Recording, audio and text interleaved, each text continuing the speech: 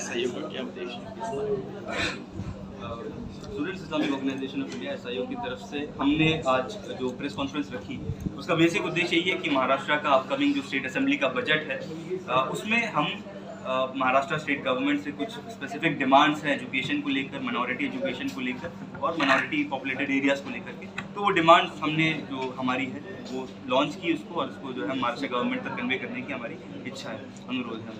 क्या क्या डिमांड है आपकी? तो प्राइमरी एजुकेशन में सबसे पहले हमारी जो डिमांड है, सबसे पहले तो ओवरऑल एजुकेशन सेक्टर की जो बजटरी एलोकेशन है वो लास्ट टाइम 16% थी 16%। तो पहली तो हमारी डिमांड ये है कि वो बढ़ा करके बजट का कम से कम 20% एजुकेशन पर गवर्नमेंट हमारी स्पेंड करे। अब उसके बाद जो दूसरी मेजर डिमांड है वो टीचर्स की रिक्रूटमेंट और टीचर्स की ट्रेनिंग को लेकर के, because teachers are the architect of children's future. तो हमारे पास बहुत बड़ा गैप हम देखते हैं कि टीचर्स रिक्रूटमेंट में है।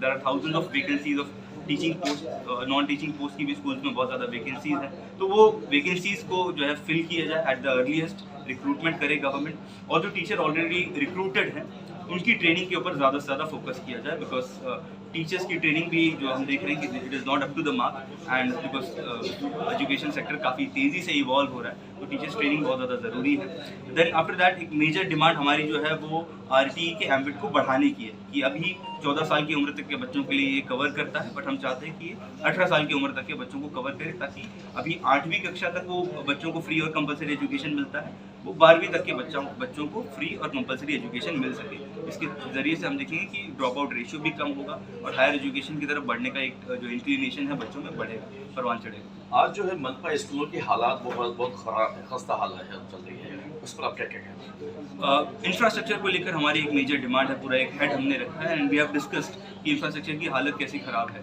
एंड हमारे पास आप देखेंगे कि जैसे फॉर एग्जांपल अभी भी 9% स्कूल्स हैं जहाँ पे बॉयज़ का फंक्शनल टॉयलेट नहीं है, और 6% ऐसा जहाँ पे गर्ल्स का टॉयलेट नहीं है। एंड वी सी की गर्ल्स का ड्रॉप आउट रेशियो भी ज़्यादा और प्रॉब्लम्स सारी चीज़ें होती हैं, तो बेसिक सैनिटेशन और हाइजीन की फैसिलिटीज़ नहीं होंगी तो बच्चे कैसे कंटिन्यू करेंगे। और 6% लगता है कि बहुत कम है, but when you compare with thousand of students, तो ये 300 के ज़्यादा का नंबर है। 300 स्कूल जैसे कि जहाँ पे सैनिटेशन के लिए बेसिक फैसिलिटीज़ लड़कियों के पास नहीं है।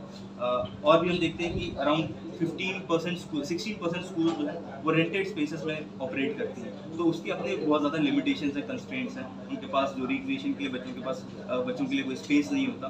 तो अराउंड 100 मतलब थाउजेंड ऑफ स्कूल जो रेंटेड स्पेस में काम कर रही हैं, एडुकेट एंड इंफ्रास्ट्रक्चर उनके पास नहीं है, तो उसको ब्रिज करने की बहुत ज़्यादा ज़रूरत है। इन सभी समस्याओं को लेकर SIO ने एजुकेशन डिपार्टमेंट में एजुकेशन मिनिस्टर से या मुख्यमंत्री से बात की या उनकी कोशिश की? ये अभी हमारा प्रेस कॉन्फ्रेंस ये लॉन्च हम कर रहे हैं इसको, एंड इसके बाद हमारी सीरीज ऑफ मीट्स रहेंगी लाइन से। हम जो है मिनिस्टर्स से, पॉलिटिशियंस से, इवन मंत्रालय में जो हायर ऑफिशियल्स है, सेक्रेटरी ऑफ एजुकेशन है, उन सबसे हमारे मिलने का प्लान है। तो this was just the beginning कि अभी हम इसको लॉन्च कर रहे हैं, इसके बाद कंटिन्यूस हमारी मीट्स होती रहेंगी टिल बजट सेशन। सर, आपने अभी तक बताया कि ओवरऑल जो एजुकेशन सिस्टम का जो आपने बताया कि बाकी की चीज़ें कैसी होनी चाहिए, बट ये जो क्वालिटी है एजुकेशन की, आज हम सरकारी स्कूलों में देखते हैं कि वहाँ की जो क्वालिटी है बिल्कुल सही नहीं है। आज भी 8वीं 9वीं के बच्चों को पढ़ना लिखना नहीं आता है, तो वो जो क्वालिटी है एजुकेशन की उसके बारे में क्या कहेंगे और ये कितना ज़रूरी है अभी चेंज हो? बहुत अच्छा सवाल है कि SIO का मेजर जो एम रहा है when it comes to overall education sector, we focus on 3 things.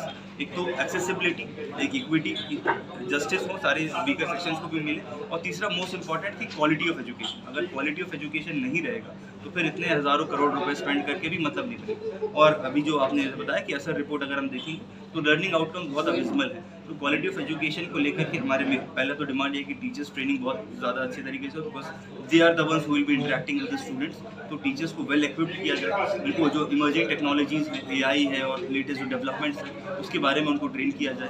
Overall जो पेडागॉजी है, पढ़ाने का तरीका है, वो 21st सेंचुरी से अलाइंड हो, वो वही ट्रेडिशनल चॉक और ब्लैक बोर्ड वाला मेथड उससे इवॉल्व करके आगे बढ़े, और थोड़ा सा जो है स्टूडेंट सेंट्रिक एक लर्निंग एनवायरनमेंट हो, जो टीचर सेंट्रिक था या फिर वन वे कम्युनिकेशन है उसको छोड़ करके पेडागॉजी थोड़ी सी एनहांस की जाए, स्टूडेंट्स को बीच में लाया जाए, ये हमारी डिमांड है। एक और इसमें चीज़ एडेड रिकमेंडेशन में है वो हायर एजुकेशन रेगुलेटरी अथॉरिटी के बारे में, हीरा के बारे में। वो एक रिकमेंडेशन है कि जितने भी सारे प्रॉब्लम्स हैं, ये सारे प्रॉब्लम्स तो अपनी जगह कंसिस्टेंट रहते हैं, लेकिन इसके सॉल्यूशन के लिए हम लोग को अप्रोच करने के लिए कोई माध्यम नहीं है, कोई मीडियम नहीं है। उसके लिए SERA, higher education regulatory authority, ऐसा ये इसका एक रिकमेंडेशन SIA की तरफ से दिया गया है कि इसको कायम किया जाए, इसको इस्टेब्लिश किया जाए, ताकि इन तरह की प्रॉब्लम्स को एड्रेस किया जाए और आगे उसको हम लोग अथॉरिटीज तक पहुँचाया जा सके।